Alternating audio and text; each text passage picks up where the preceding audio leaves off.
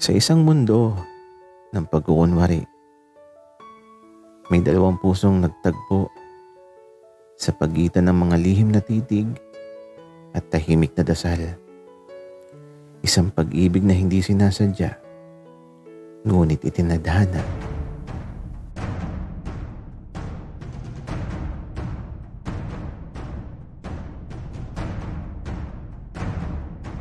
Kaibigan, huwag mong kalimutan mag-subscribe sa aming channel at huwag din kalimutan i-click ang notification bell at subscribe button. Subscribe na!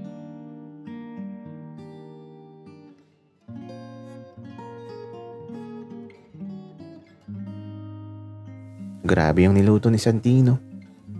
Ang sarap Kaya inubos ko talaga. Tinatawanan pa nga niya ako. Pero alam nyo, sa unang pagkakataon, ngayon lang talaga ako nakakita ng alitap-tap. Ang madalas na nakikita ko kasi sa syudad, gamo-gamo tuwing gabi.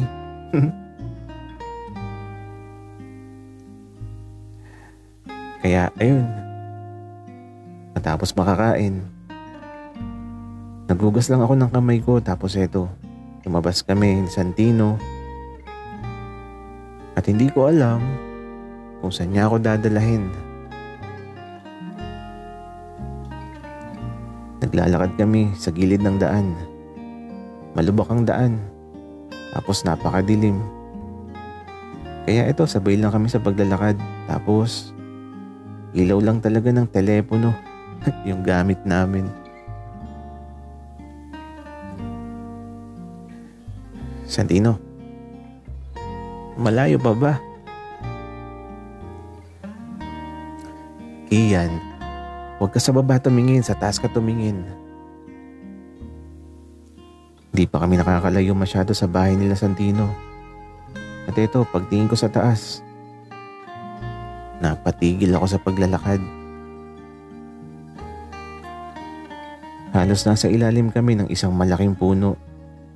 At sa taas nito, napakadaming alitap-tap. Parang Christmas tree.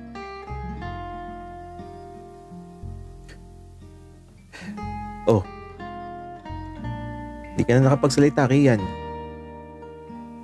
Santino, sobrang saya ko kasi di ko talaga makakalimutan ang gabi na to.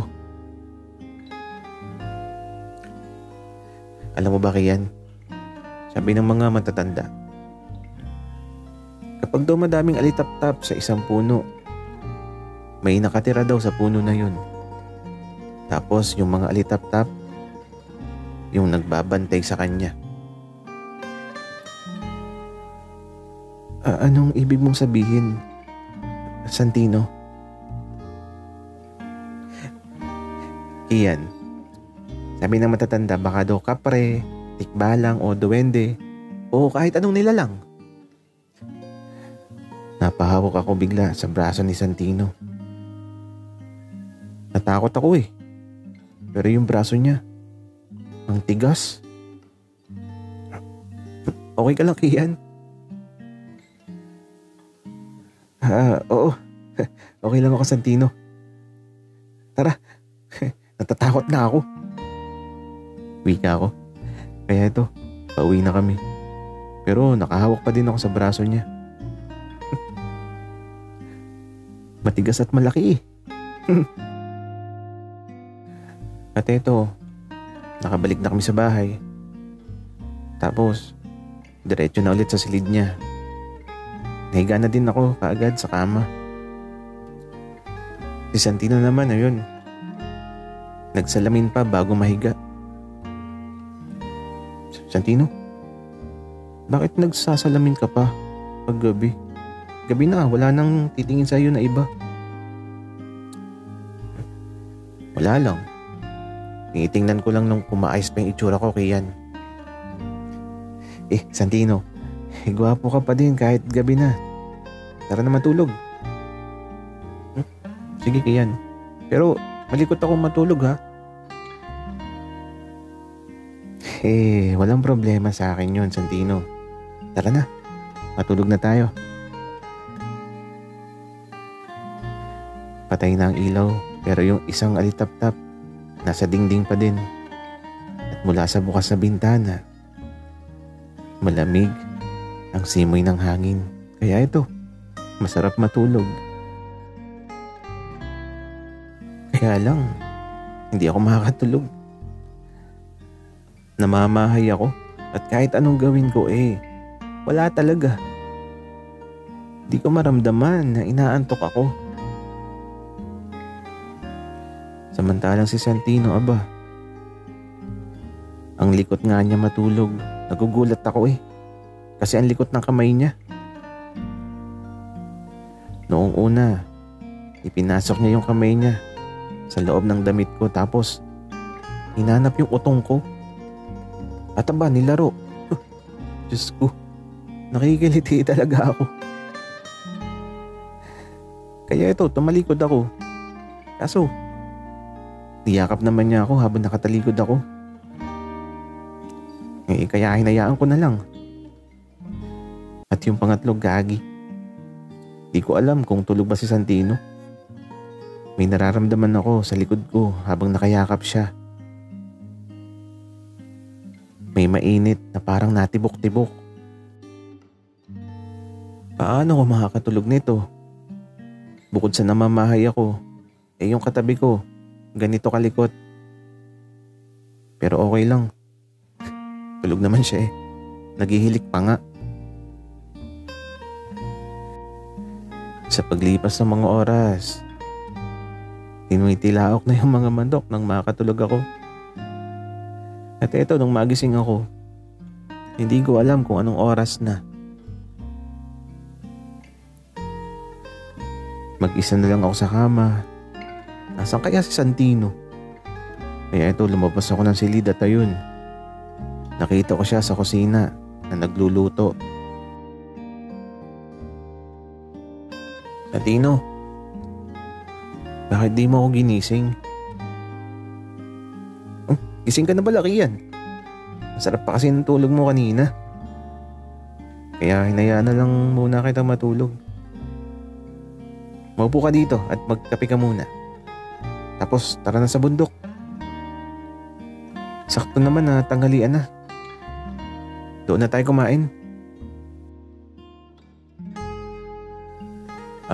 Sige. Wika ako, kaya ito, nagkape na ako. Pinagtimpla ko ni Santino. At habang inihahanda niya ang tanghalian, ako tulala lang, antok pa. Kaya matapos maihanda ni Santino yung tanghalian, nagtungo na din kami kagad sa bundok. Naka-jacket ako na manipis, tapos panjama at sombrero. At habang naglalakad kami, halos tanghaling tapat na pala. Pero buti na lang at medyo maulap ang panahon. Kaya ito, masayang maglakad.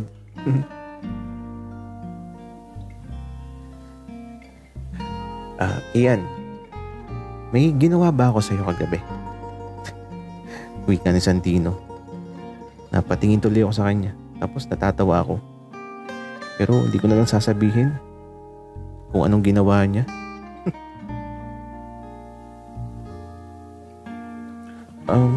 Wala naman. Wala akong maalala. Wika ako. Pero ang totoo, meron. Pinaglaruan niya yung utong ko kagabi.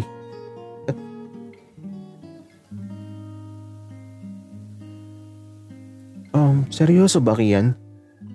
Buti na lang at wala. Kasi sabi ni nanay, mahilig daw akong maghanap ng utong kapag tulog ako. Ganon daw kasi ako. Simula pa lang ng bata.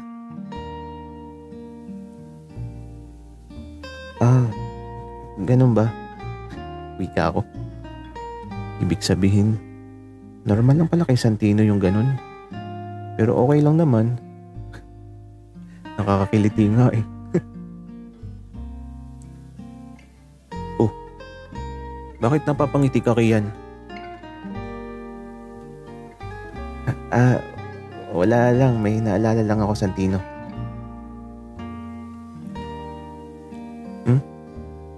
Ganun ba Kian? Mamayang hapon, tara sa bayan. Sigurado kasing bibigyan ako nila tate at naning ng pera mamaya. Ililibre kita. Sige, Santino. Tara, bilisan na natin. Ang nasa isip ko lang, date ba yung gagawin namin mamaya? O baka masyado lang akong advance mag-isip. Pero excited na ako. Sana ay masaya sa bayan at sana madaming masasayang alaala ang mabuo namin. Pero yung nangyari kagabi, gusto kong maulit yun. Kasi ang totoo,